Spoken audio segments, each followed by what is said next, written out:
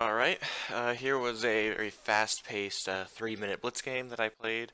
Um, the game ended up being about 28 moves long, and my opponent had a very tough time, as per usual, I suppose. I'm white, and I start off with knight to c3. He opens up with king's pawn, like literally everybody does when they're playing black. Um, Queen's pawn, he takes, I take. He moves his knight here, so I move my queen back and check, and he moves his queen there, and so I take, and he takes with his knight. Now this is now a queenless game, only a few moves in, so I move my king's pawn, protected right here.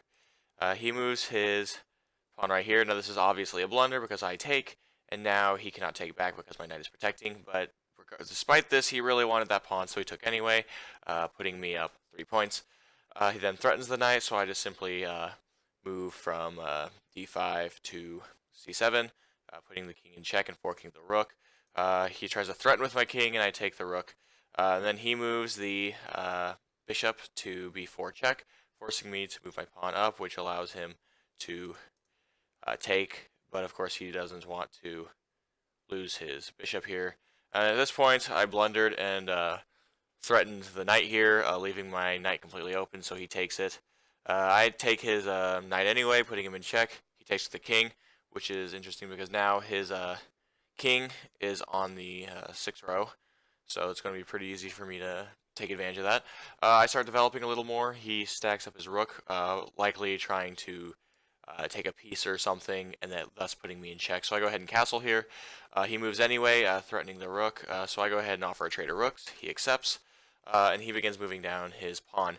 I move my pawn up here, which is a blunder, because, well, I guess it's not really a blunder. Oh, whoops. Whoops. So, going back to where we were here. There we are. He pulls back, so I push forward, threatening this bishop. He pulls back, so I move my bishop to e3.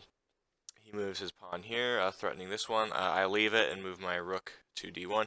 He takes, I take, and now this pawn here is open, and so he takes it, but I decide to take advantage of the king finally.